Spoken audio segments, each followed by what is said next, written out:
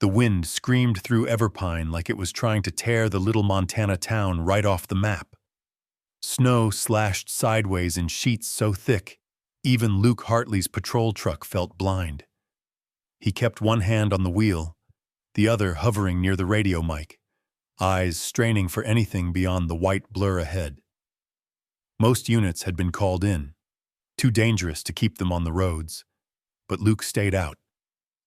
Somewhere in the back seat, Shadow's amber eyes caught every twitch of movement through the windshield. The big German shepherd's body braced against the sway of the truck. Pinehill Park appeared like a ghost through the storm, its outlines barely visible. Snow-laden swings creaking. The gazebo's roof bowed under the weight of ice. Luke slowed, tires crunching over uneven drifts. That's when Shadow stiffened, his ears sharp as arrowheads, nose quivering against the cold air leaking through the vents. Without warning, he whined low in his throat, pawing at the door. "What is it, boy?" Luke muttered, but he was already pulling to the curb. The moment Luke opened the door, the wind hit him like a wall, stealing his breath. Snow stung his cheeks, and the beam of his flashlight scattered uselessly into the white void. Shadow leapt into the drifts ahead, plowing through like a living snowplow, then stopped abruptly near a half-buried park bench. He glanced back, urgent. Luke's boots sank deep as he pushed toward him, the air burning his lungs. Then he saw it. Just under the bench's collapsed shelter, pale skin, tangled hair frozen into brittle strands, and a thin arm limp in the snow. His heart jolted. "Hey, I've got you!" His voice cracked in the freezing air as he dropped to his knees, brushing snow away with numbed hands. A woman's body curled tight around something. No, someone. A small boy, his face pressed against her chest, their forms stiff with cold.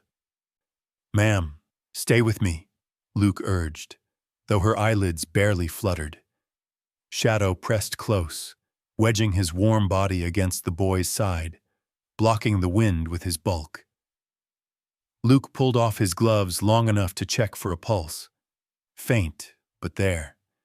He keyed his radio, speaking into the storm. "Dispatch, this is Hartley. I've got 2 hypothermic victims at Pinehill Park. Adult female, juvenile male. Need EMTs now." His breath came out in ragged clouds, frost settling on his lashes. "They're barely holding on." The wind answered with another howl. Luke stripped off his outer coat, wrapping it around them, hands working fast but careful. Every second stretched like an hour. He could feel the tremors in the boy's small body, the way the woman tried, weakly, to curl tighter, shielding him even now. Somewhere far off, the faint wail of a siren broke through the storm's roar. Luke leaned closer, speaking as much to keep himself anchored as to keep them with him. "You're gonna be all right. Just hold on. I've got you." Shadow's head rested over the boy's chest, his breath rising in steady clouds, as if willing life back into the fragile rhythm beneath.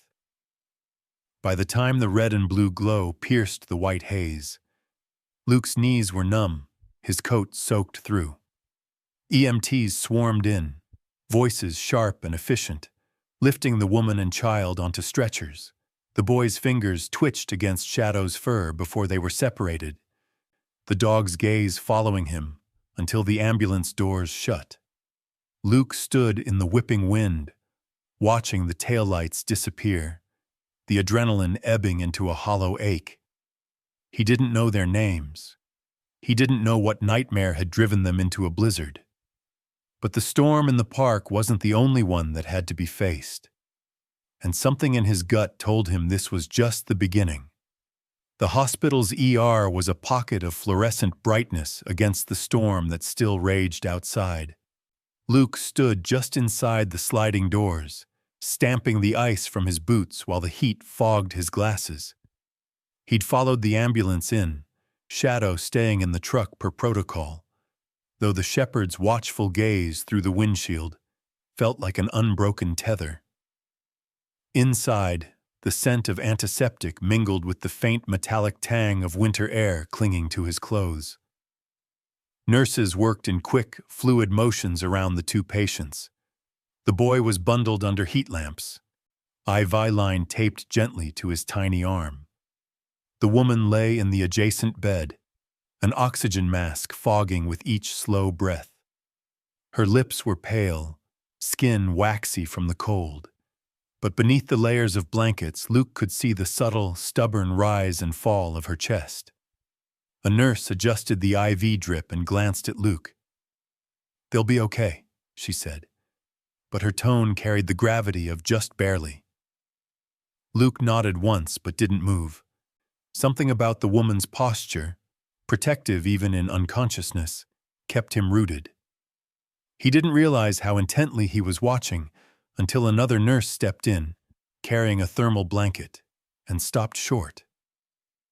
"Oh my God," she whispered. Luke turned. "What?" The nurse's eyes widened. That's Maya Quinn. She's been missing for over 3 years." The name snapped through Luke's memory like a match strike. He remembered the file, 24-year-old nursing student, vanished one autumn evening. Theories had swirled then. Runaway, voluntary disappearance, foul play. Search teams had combed nearby trails, rivers, even abandoned properties. Nothing. Eventually, the leads dried up, and the town's attention shifted to the next crisis. Luke's jaw tightened. She hadn't just been gone. She'd been erased. He stepped closer as the nurse leaned over her, speaking softly. Maya's eyelids twitched, then opened, sluggish, darting from face to face. Her gaze snagged on Luke's uniform and stiffened, the fog of exhaustion unable to mask the flash of wariness. "It's all right," Luke said quietly, crouching so he wasn't towering over her. "You're safe. We found you in Pinehill Park." Her breathing quickened behind the mask. She tried to speak, but the words rasped out in fragments. "Snow. He was cold. Had to keep moving." Her eyes flicked toward the boy's bed. "He's here," Luke assured. "He's warm. He's safe." Her shoulders sagged, but her gaze kept sliding to the shadows in the corners of the room, like she expected something or someone to emerge. The nurse adjusted the blanket around her, but Maya's trembling fingers found Luke's sleeve. "You can't tell them," she whispered. Luke leaned closer. "Tell who?" Her answer came in halting pieces. She'd escaped once before, years ago, from a man whose charm had rotted into control and violence. He was dead now, but the people he'd been connected to weren't. She'd learned quickly that not all shelters were safe, that sometimes official channels only made it easier for someone to find you. For 2 years, she'd kept moving, never trusting anyone in authority, hiding her son from eyes that might recognize him. Luke felt the weight of every word. The storm outside beat against the windows, a relentless percussion that seemed to echo her life. Chaotic, merciless, isolating. The boy, Noah, she said, had never seen a playground until this week. She'd taken him to Pinehill Park, thinking the storm would keep others away, but the cold had closed in faster than she'd expected. By the time she realized how far they were from anywhere warm, her legs had stopped listening to her. She'd wrapped herself around him, willing her body to hold the heat just a little longer. Luke stayed quiet, letting her speak until her voice thinned to nothing. He knew this wasn't the full story. Not yet, but he'd learned in his years on the job that trust wasn't a switch you could flip. It was built one unhurried moment at a time. When the doctor finally stepped in, Luke moved back toward the door. His mind was already circling the possibilities. If she'd been hiding from someone, that someone might still be looking. And if they found out she'd surfaced, Tonight's rescue could be the opening move in something far more dangerous.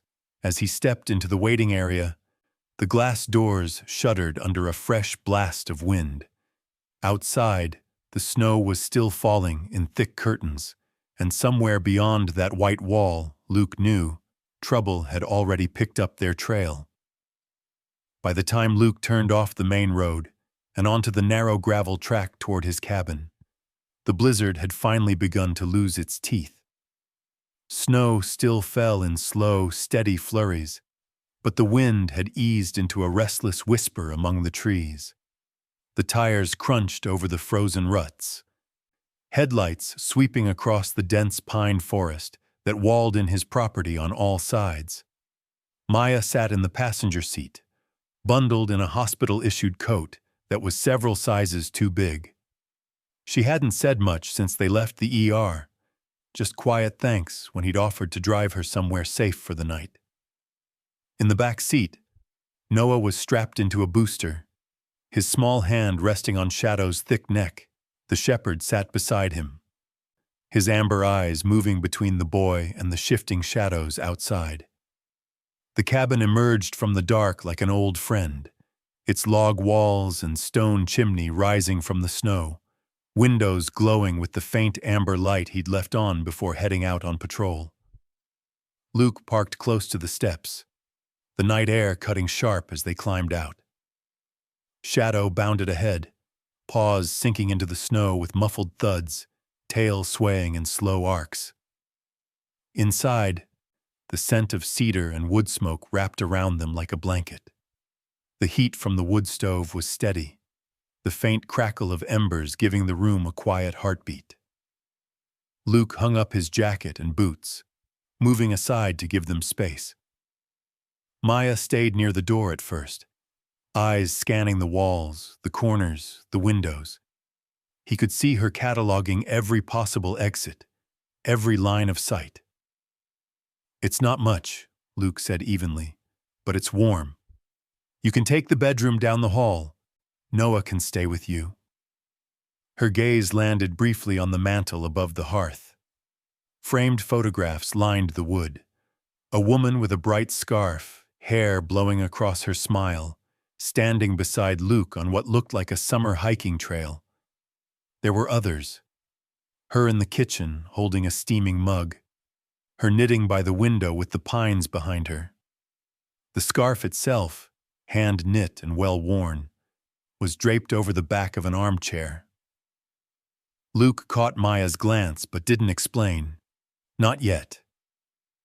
He crossed the room to stoke the fire, letting the silence settle in a way that wasn't uncomfortable, just unhurried. Noah shuffled forward, drawn not to the warmth of the stove but to shadow. The boy knelt, fingers burrowing into the thick fur at the base of the dog's neck. Shadow leaned into it, his big head lowering until it rested in Noah's lap. "That's his way of saying you're all right," Luke said. Maya crouched beside her son, but her coat stayed zipped, her boots still on. She kept her eyes on the dog, but her posture was tight, as if ready to spring. Luke didn't push. Instead, he grabbed a fresh log from the basket and stepped outside. The cold hit him like a splash of water, the air sharp and pure under the starless sky.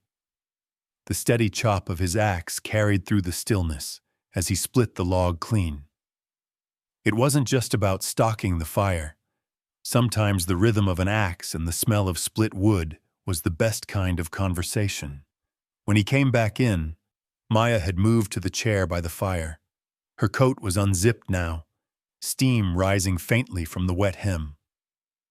Noah had curled up on a thick blanket beside Shadow, their breathing slow and even. Luke set the log on the fire, then poured hot water into a mug, the scent of chamomile rising with the steam. He set it on the table near her, not making a show of it. "Thanks," she murmured, fingers curling around the mug as if it were an anchor. Shadow shifted by the door, head up, ears forward toward the forest outside. Luke's eyes followed the dog's line of attention into the night. Just trees. Just snow. Still, something about the way Shadow kept watching told him the quiet wouldn't last forever.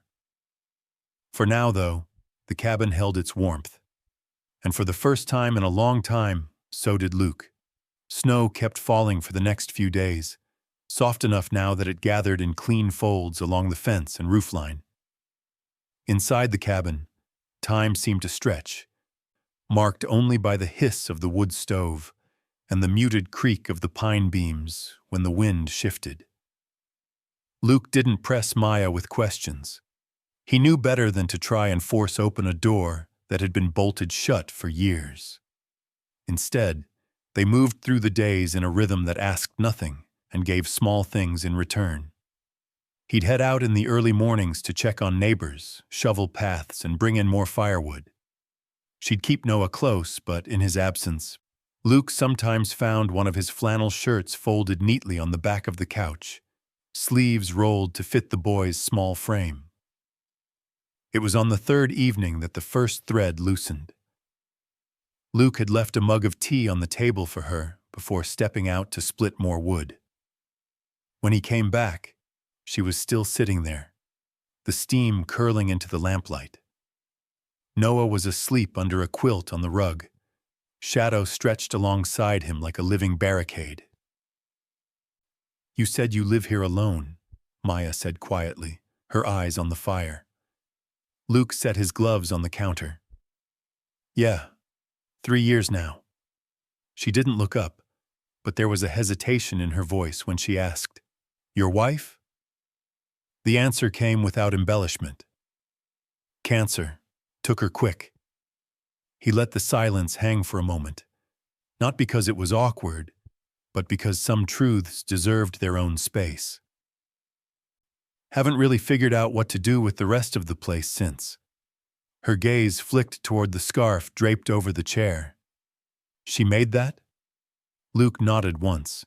"She made a lot of things. That one stays there. Feels like she's still in the room that way."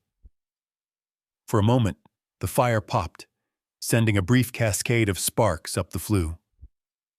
Maya wrapped both hands around her mug. "I had a place once. Thought it was home, but it turned into something else." Her voice was steady, but the way her eyes fixed on the flames told Luke she wasn't really seeing the fire at all. She spoke in fragments, about the way she learned to gauge danger in a man's tone before the words were even spoken, about moving from one borrowed couch to another, about tracing her steps backward at night to make sure no one was following. Luke didn't interrupt. When her voice faltered, Shadow stirred. The shepherd stood, padded over to her side, and pressed his head against her knee. Without thinking, her fingers sank into his fur. That's when she noticed it, a thin, pale scar along his shoulder, barely visible under the sable coat. "What happened to him?" she asked. Luke glanced over. "Search and rescue call years back. Avalanche out near Glacier. We found the skier, but..." He trailed off, jaw tightening. "We didn't make it in time." Her hand stayed on the dog's fur. "You still took him out after that?" "He still wanted to work," Luke said simply. "You can't make a dog like him stop doing what he was meant to do." Something softened in her face then. Not pity, but recognition. They were both carrying the weight of losses they couldn't prevent, yet still moving forward because stopping wasn't an option. By the time she stood to carry Noah to the bedroom, there was something different in the way she glanced at Luke. Not trust, not yet, but the faintest acknowledgement that trust might be possible. Later, as Luke locked the door and Shadow settled by it, the snow outside shifted under the wind. Somewhere in that slow, quiet night, an invisible thread had been tied. And Luke knew from experience, those threads, once pulled tight, could be the strongest lines you had when the real storm came. The sky had that brittle, metallic blue of a deep winter afternoon, the kind that seemed to sharpen every sound. Luke was stacking split logs by the side of the cabin when he heard it. The low, deliberate crunch of tires over frozen gravel.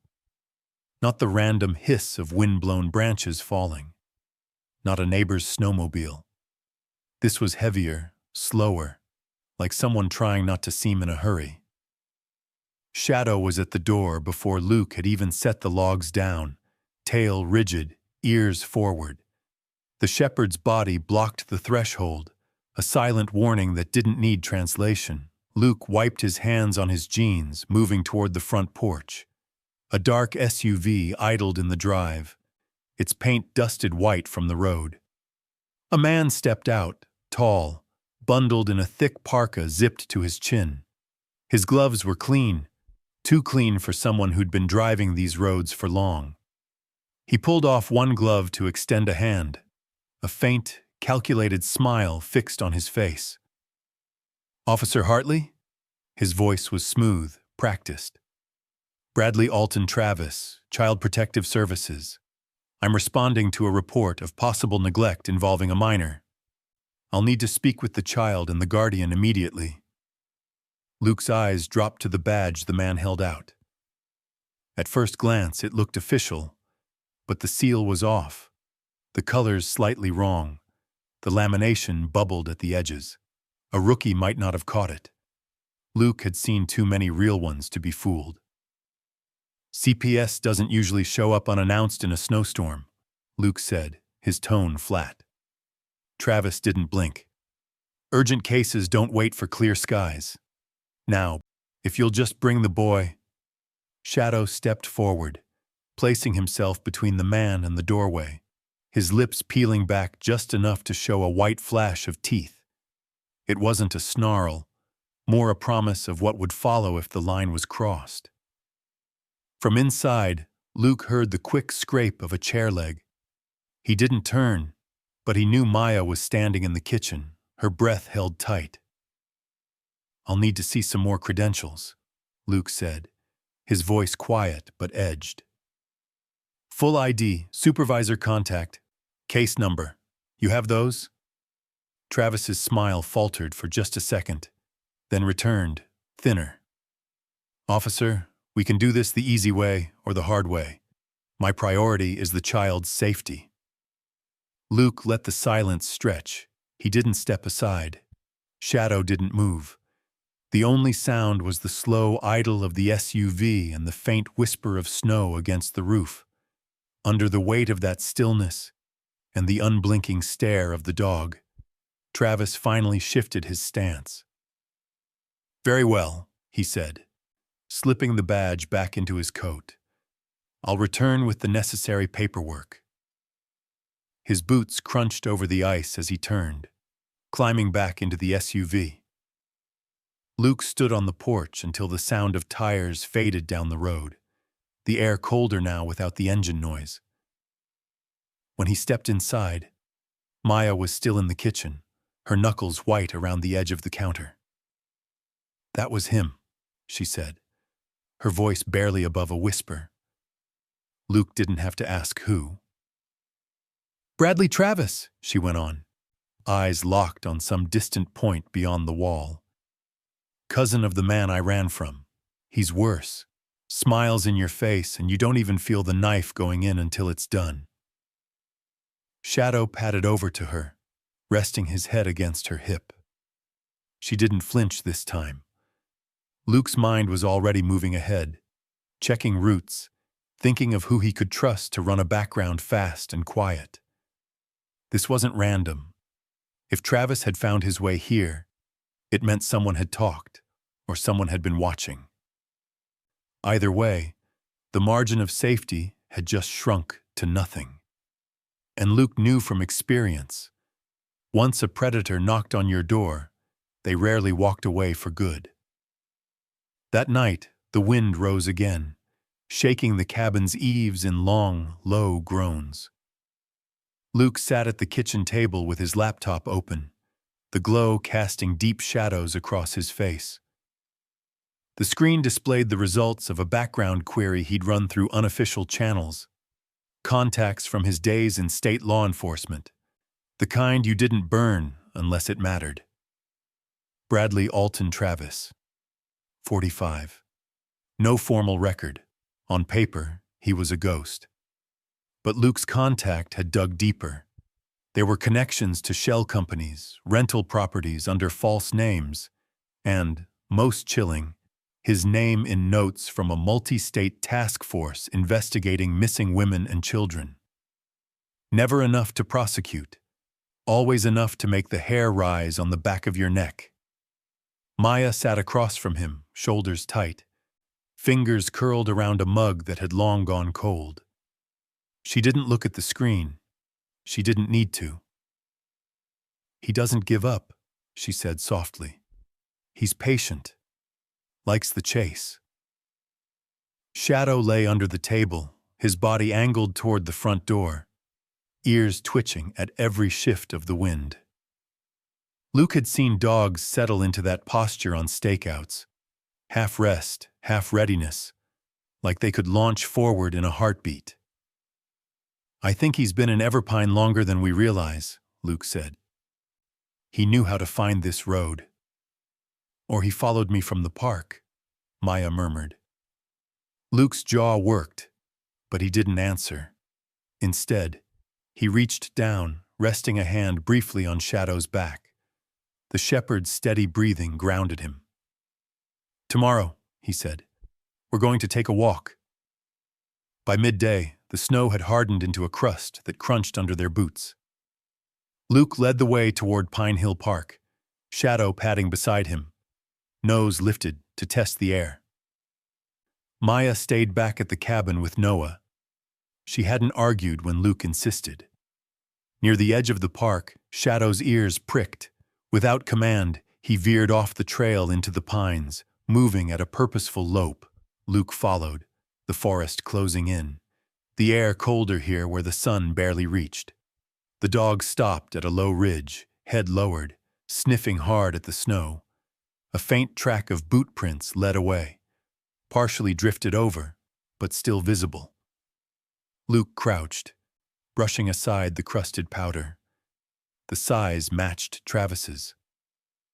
Shadow moved ahead, weaving through the trees until they reached a sagging structure, a long-abandoned ranger station, its roof hunched under decades of storms. The door hung crooked on one hinge. Luke pushed it open, the smell of stale air and old wood rushing out. Inside, the dim light revealed a chaos of objects. Boxes of canned food, blankets, propane canisters, but the far wall stopped him cold. Taped to it were photographs, dozens of them. Women's faces, children's faces. Some were candid, taken from a distance. Some looked like DMV or school pictures. Luke's gaze snagged on one near the center. Maya. Younger, hair longer, eyes caught mid-laugh in a way that made his stomach twist. On a table beneath the photos lay a pile of items. Discarded children's clothing, a stack of stolen IDs, notebooks filled with what looked like coded entries. Shadow circled the room, pausing at each object like he understood the weight of it. Luke pulled out his phone, photographing everything from multiple angles. Every image would be evidence, every detail another thread to pull. He knew the odds. People like Travis operated in the shadows for a reason. But this was enough to bring daylight crashing in. As he stepped back out into the snow, Shadow stopped at the doorway, nose lifted again. Luke followed his gaze to the tree line. Nothing moved, but he couldn't shake the sense that they'd been watched. On the walk back, Luke kept scanning their flank, hand near the sidearm under his coat. Shadow stayed close, his posture still sharp, still listening. This time, Luke thought, the hunt wasn't going to be one-sided. Everpine's courthouse looked more like a converted library than a seat of justice. Tall windows, varnished benches that smelled faintly of lemon oil, a clock that clicked a little too loud when the room fell quiet. Still, when the doors opened that morning and a winter-bright sun spilled across the worn floor, it felt like a line had been drawn. On one side, the months and years of hiding. On the other, daylight. Luke arrived early with the case file tucked under his arm, the photos from the ranger station printed and indexed, the chain of custody forms crisp with signatures. Shadow padded at his heel, permitted in the building as a retired K-9 and, today, an emotional support presence cleared by the judge after a short call the night before. The shepherd's tail swayed once, slow, when he spotted Maya and Noah near the hallway's far end. Maya wore a plain charcoal sweater and the smallest of earrings, the kind you could forget were there. She stood straight, but her fingers laced and unlaced around a folded tissue. Noah leaned against the wooden bench, palm pressed to Shadow's ribs. The dog stood perfectly still, a warm, steady wall at small boy height. "You don't have to do this," Luke said quietly, stopping a step away to give her room to breathe. "I do," she answered, eyes clear. "I'm tired of living in the cracks." The prosecutor, Assistant County Attorney Denise Carr, joined them with a brisk nod. She'd spent most of the night on calls to the task force Luke had looped in, and it showed only in the reddened rims of her eyes. "We'll start with probable cause and bail," she said, voice low. "Your photos, the IDs, the clothing, those are anchors. Miss Quinn, I'll keep questions narrow." Maya nodded once. Noah's hand slid from Shadow's side to his ruff, fingers burrowing deep. The shepherd exhaled, a long, even breath, and grounded them all. They took seats as the courtroom filled.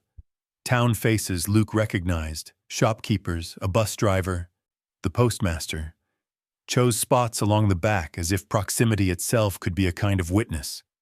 The defense table remained empty for a beat too long. Then Bradley Travis walked in a dark suit, a haircut edged to perfection, a smile that never softened his eyes. He looked like a consultant on the first day of a contract. He looked like nothing you could pin to a wall of photographs.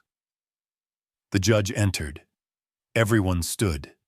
The clerk read off the docket in a voice that made it sound like routine. Nothing about this felt routine. Carr called Luke first. He kept his answers lean, each word placed like a fence post.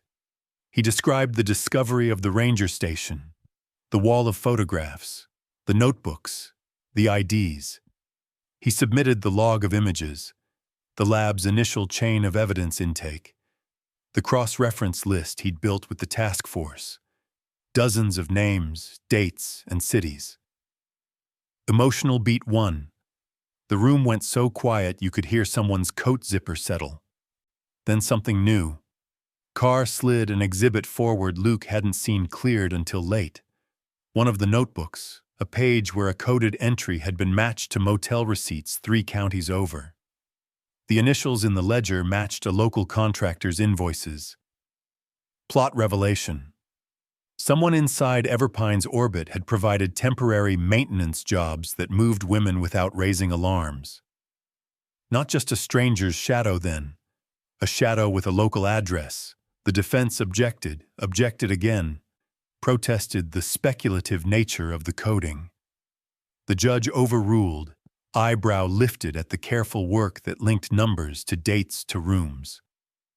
Luke stepped down while the room murmured, then stilled as Maya took the stand.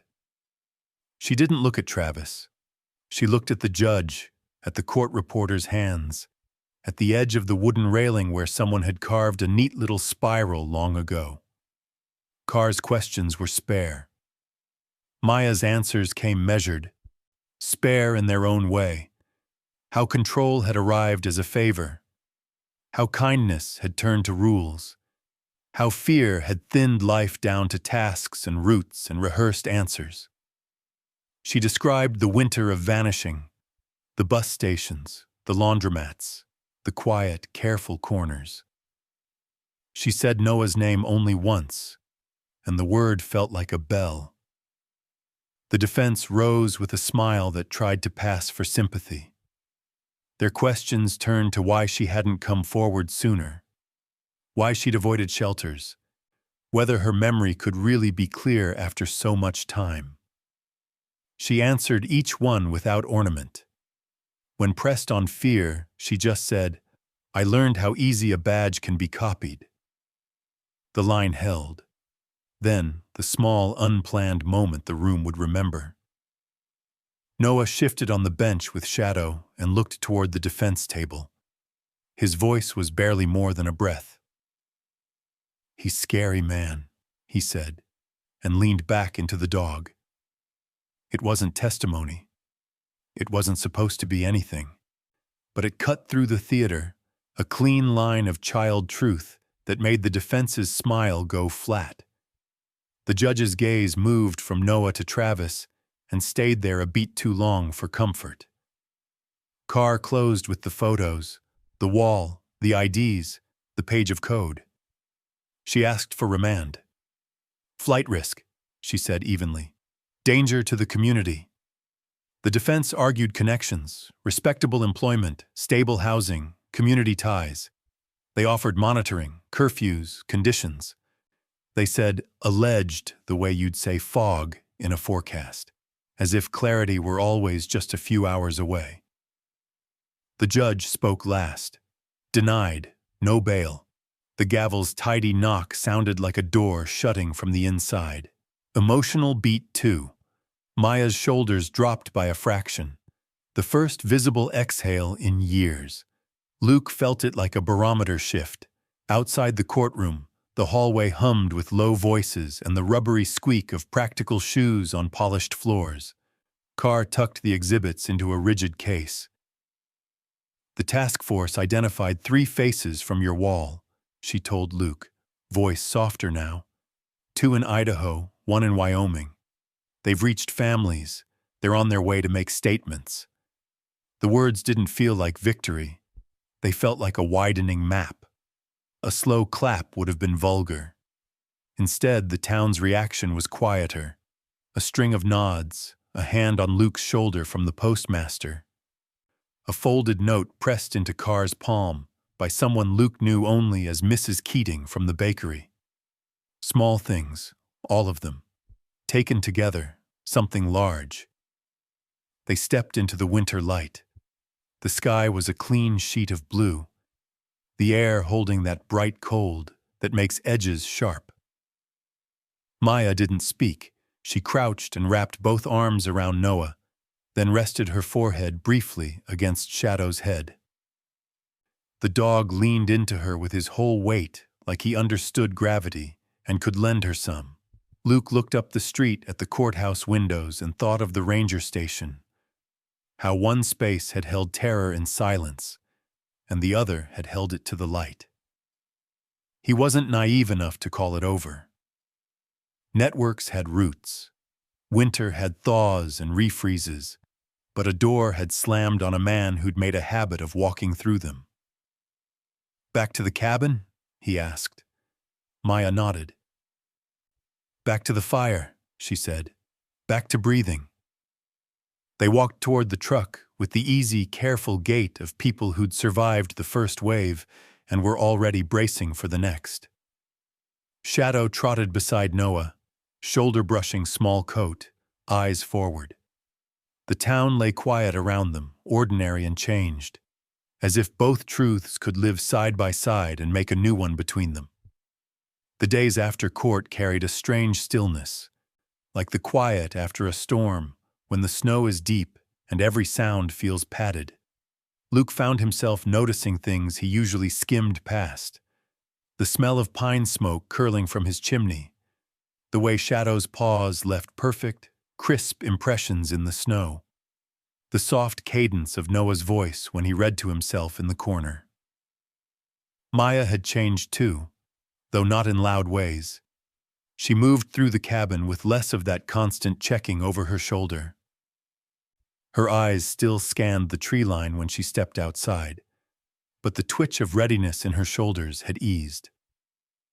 At night, she'd sit by the fire longer, letting her tea go cold while the wood stove hummed in the background.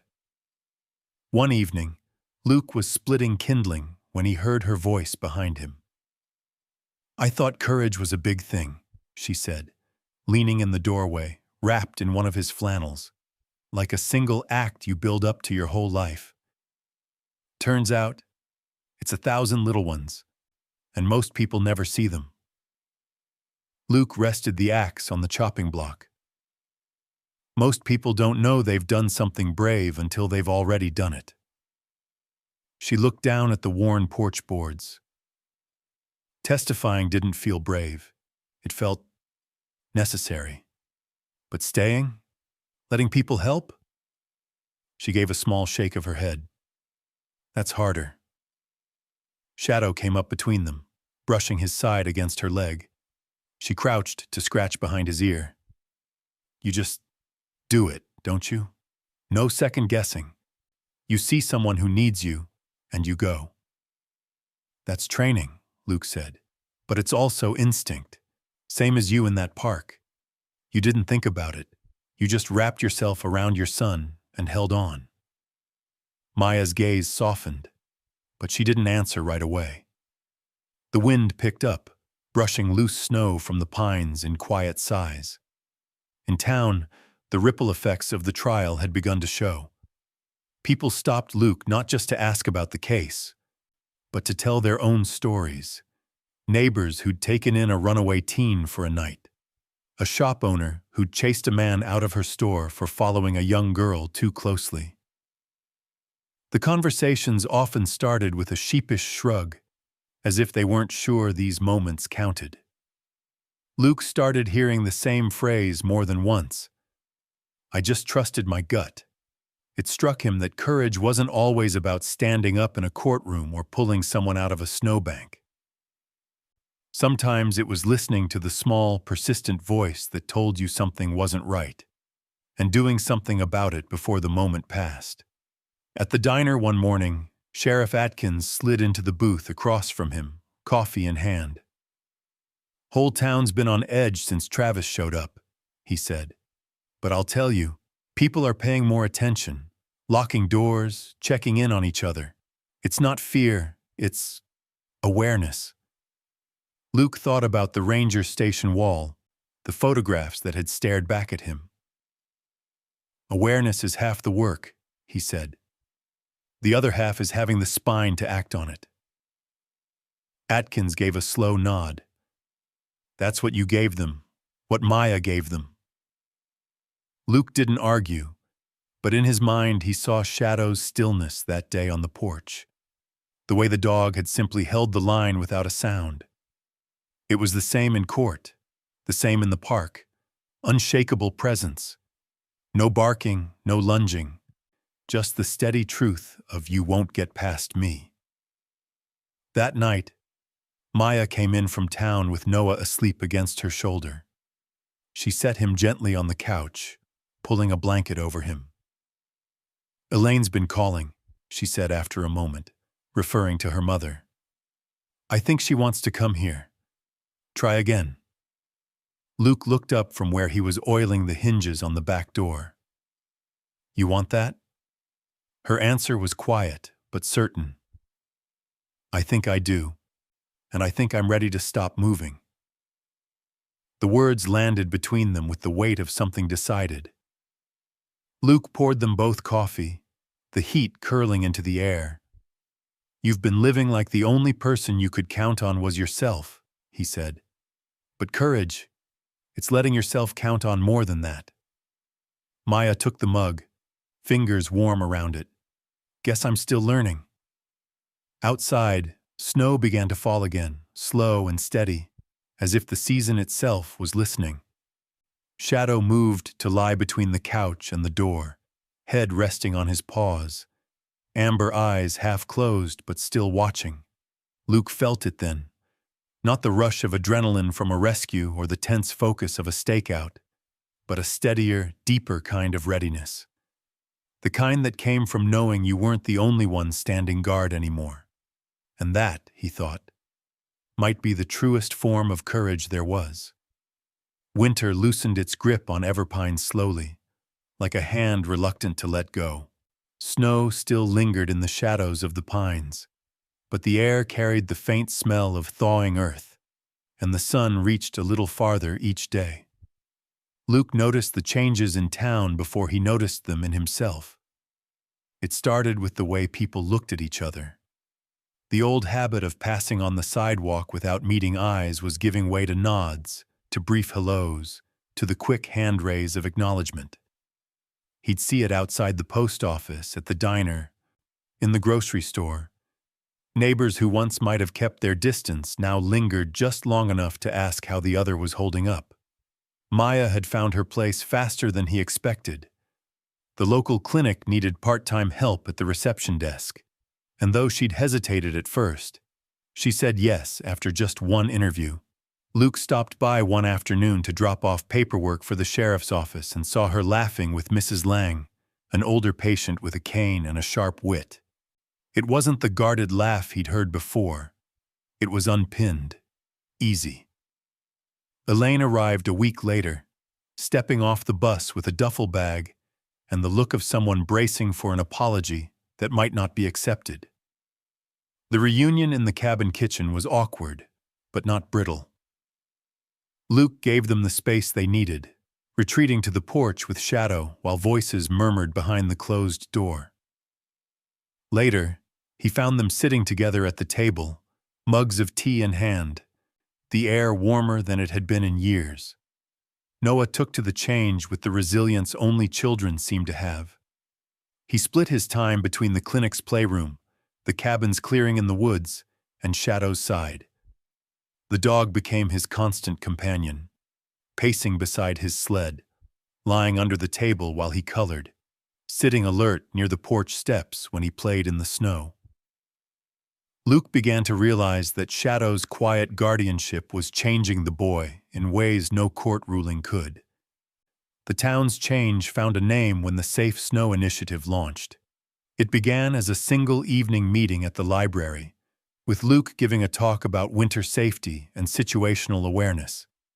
He spoke about checking in on neighbors during storms, teaching kids how to recognize unsafe situations, and the importance of trusting instincts. By the end of the night, a volunteer list had filled 2 pages. Local businesses chipped in.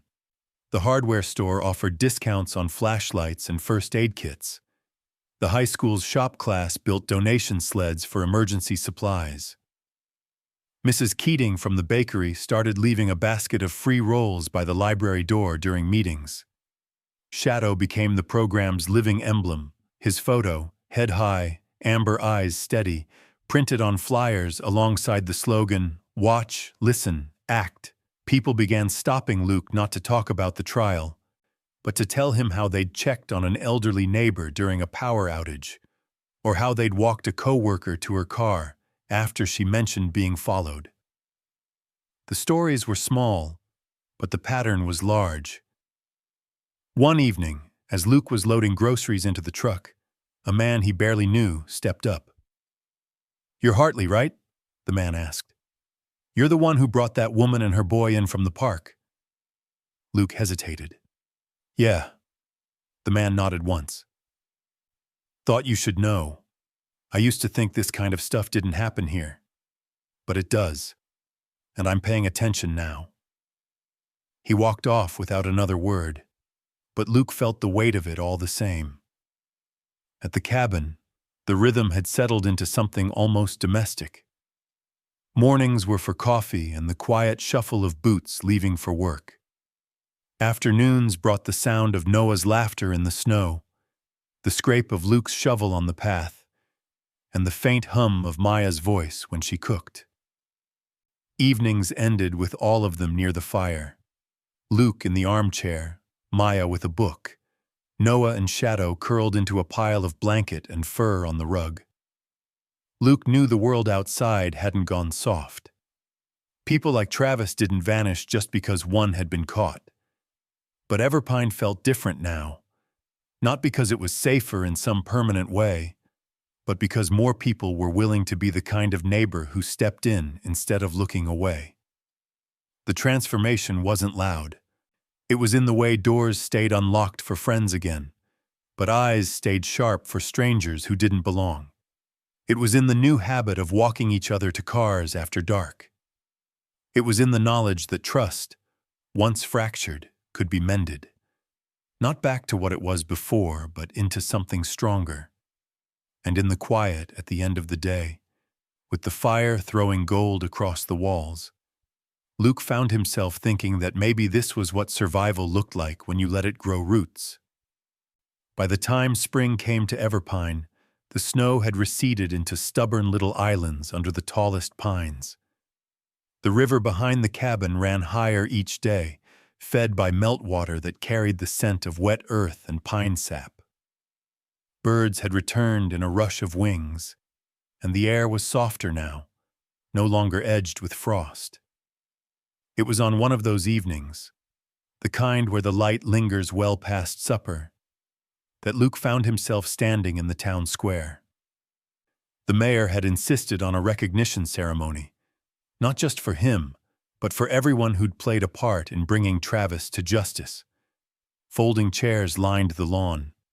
Kids darted between them, their shouts ringing under the wide blue sky. When his name was called, Luke stepped forward to polite applause, Shadow pacing calmly at his side. The mayor handed him a plaque, the kind you couldn't hang anywhere without it looking a little self-conscious. Luke held it for a moment, then leaned into the microphone. "I appreciate this," he said, his voice carrying in the open air. "But this story isn't mine alone. It's Maya's courage. It's Noah's strength. It's Shadow's loyalty. And it's the people of Everpine who proved that safety isn't just the job of one person in uniform. It's something we build together." He told them about the wall of photographs in that ranger station, not in detail, but enough to make the crowd lean forward, and about how easy it had been for danger to wear a face that looked official. He spoke about instincts, how they're worth trusting, and about acting even when the moment is small enough to pass unseen. "I've seen heroism," Luke said, "and it doesn't always look like the movies. Sometimes it's stopping to check on someone who's walking alone. Sometimes it's speaking up when you're not sure anyone will listen. Sometimes it's just being the person who won't look away." He ended with an invitation, not a command. "If you've got a story about a time you trusted your gut or acted to keep someone safe, tell it. Tell it to your kids, to your neighbors, or here tonight. Because courage works like a fire. It spreads when we share it." The applause that followed was warmer than the spring air, rolling over him like the sound of the river behind the cabin. He stepped down, Shadow staying close, and joined Maya and Noah at the edge of the square. She didn't say anything, but the way her hand brushed his arm as they turned toward home was enough. Back at the cabin, the evening settled in with the steady rhythm of the fire. Luke lit a few candles and set them on the mantel, their glow mingling with the shifting gold from the hearth. Outside, the night was quiet except for the rustle of the wind in the high branches. Noah sat cross-legged on the rug, building a lopsided fort from couch cushions. Shadow sprawled beside him, head just inside the door like a sentry at his post.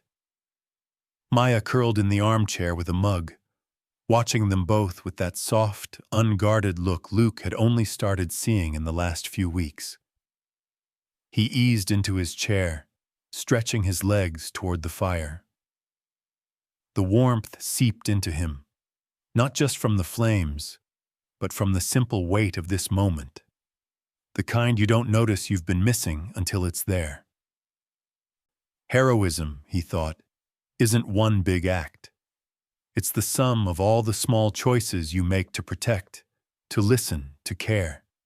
And it isn't just for people in uniform. Every person sitting here tonight, by this fire in this room, had made those choices in their own way. He looked at Maya, then at Noah, then at Shadow, whose eyes were already drifting closed in the half-light. "We made it through," Luke said quietly, almost to himself. Maya's answer was simple. "Together." The fire cracked, sending a faint shower of sparks up the chimney. Luke let the sound settle into him. Let the glow reach all the way back to the cold night in Pinehill Park when he'd first found them. That night, it had felt like a rescue. Now, it felt like the beginning of a family. Outside, spring's thaw crept farther into the forest. Inside, the four of them sat in the soft gold of the firelight. The air thick with the kind of peace that comes only after you've faced something that could have broken you and learned that you're stronger than you thought. And in that stillness, Luke knew their story wasn't finished. But for now, the chapter they'd written together was enough.